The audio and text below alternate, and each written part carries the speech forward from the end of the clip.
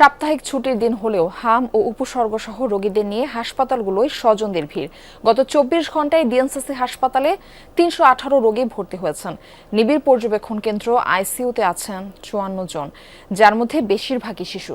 হাসপাতাল সূত্র জানায়, আতঙ্ক কাটলেও এখনও হাসপাতালে আসা রোগীর সংখ্যা কমছে না। সিলন টি রপ্তানিতে শীর্ষে।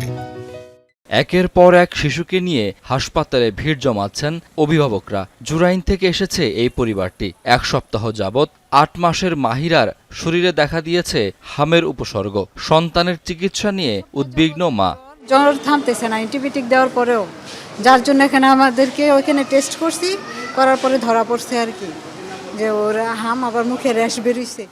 অনেক শিশুকে অন্য হাসপাতাল থেকেও পাঠানো হচ্ছে ডিএনসিসি কোভিড ডেডিকেটেড হাসপাতালে, কারণ অবস্থা সংকটাপন্ন। সেখানে পর্যাপ্ত চিকিৎসা না পেয়েই এখানে আসছেন অভিভাবকরা। হাসপাতালটিতে গত ২৪ ঘন্টায় ভর্তি রোগীর সংখ্যা ৩১৮ জন, আইসিইউতে ভর্তি ৫৪ জন। প্রতি ঘন্টায় বাড়ছে এই সংখ্যা। বাচ্চার যে হামের লক্ষণ দেখা দিচ্ছে, তো আপাতত এখন বলছে ভর্তি করতে বলছে। প্রায় সপ্তাহখানেক ধরে এরকম চলতেছে। ৪ দিন থেকে জ্বর আর ঠান্ডা কাশি আছে। গতকাল থেকে এরকম রেশ মানে হামের মতো উঠছে। বাসায় কারো হাম ছিল না, হঠাৎ করে জ্বর আসলো সোমবার দিন বিকালে। এরপরে জ্বর ১ দিন ২ দিন, দ্বিতীয় দিন থেকে এই ঠান্ডা কাশি, একটু পাতলা পায়খানা। শরীরে আর কি লাল লাল ছোট ছোট স্পট পড়ে গেছে, ঠিক আছে, আর কি হামের মতোই আর কি।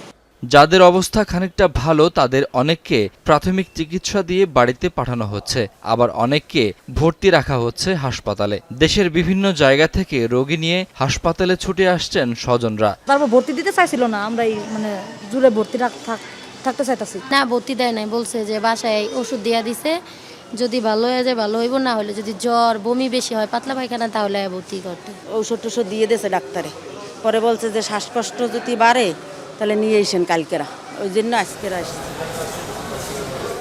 সংক্রমণ শুরুর পর ১৫ মার্চ থেকে শুক্রবার বিকেল ৪টা পর্যন্ত হাম ও উপসর্গ নিয়ে ৮৬৩ জন মারা গেছেন, যাদের বেশিরভাগই শিশু।